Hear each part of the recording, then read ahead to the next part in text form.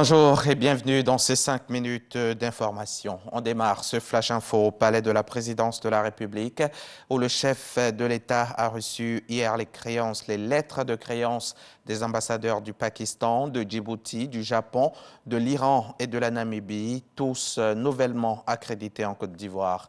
Le reportage de Jérôme Kofi Abolin vous sera proposé en intégralité dans le 13h.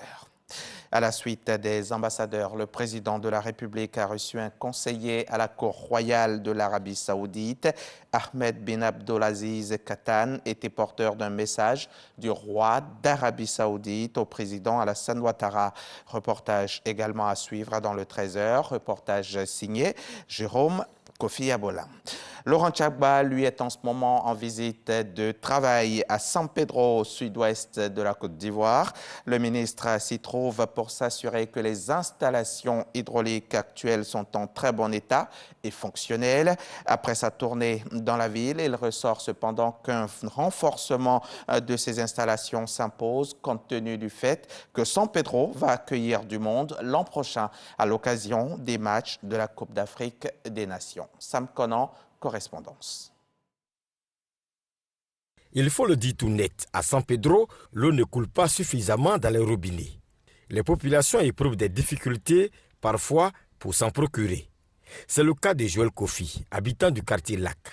Souvent, même on vient d'utiliser à 2h du matin, la lumière de la nuit pour remplir la bâche. Parce que ici, l'eau est rarement, l'eau ne s'avait même pas.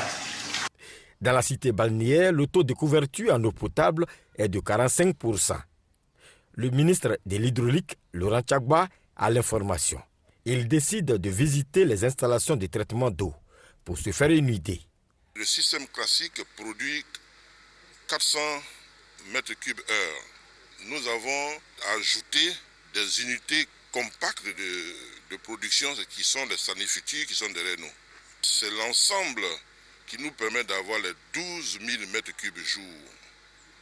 Bon, or, aujourd'hui, San Pedro, on a besoin d'avoir environ 20 000 m3 jour pour pouvoir donner de l'eau potable aux populations sans discontinuer. Avec ce déficit, il sera difficile pour San Pedro d'abriter des matchs de la CAN 2023. Un renforcement spécial des capacités s'impose, selon le ministre de l'Hydraulique. Il faut 400 m3 jour pour prendre en compte les besoins de la canne seulement. Si on ajoute au déficit, ça veut dire que le déficit se creuse.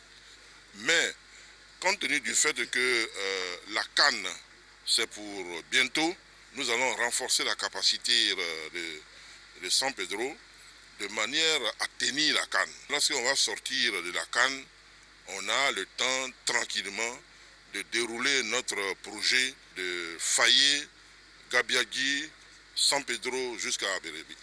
Il y a de bonnes nouvelles pour le district autonome du Bassa-Sandra. Des projets qui vont permettre de satisfaire toutes les populations en matière d'eau potable.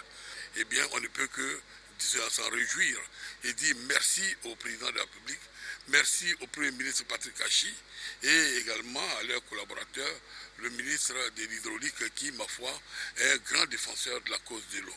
Pour ce qui est de la qualité de l'eau dans les ménages, Laurent Gbagba souligne que tout sera mis en œuvre pour la garantie.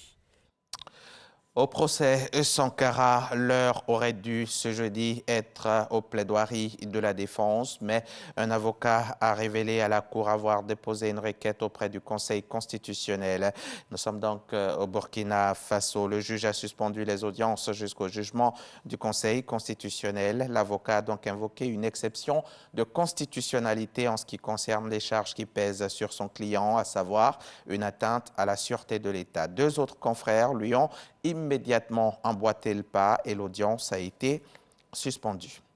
Le président Emmanuel Macron a officialisé hier jeudi 3 mars sa candidature à un second mandat dans une lettre aux Français publiée sur les sites de quotidiens de la presse régionale. Mobilisé par la crise sanitaire puis par la guerre en Ukraine, il a attendu le dernier moment et ce, alors que les prétendants à la magistrature suprême ont jusqu'à ce vendredi 18h pour la formaliser auprès du Conseil constitutionnel. Emmanuel Macron fait un bond de 5 points dans les intentions de vote en 15 jours pour atteindre à 29% au premier tour de la présidentielle, loin devant Marine Le Pen et Éric Zemmour, selon un sondage.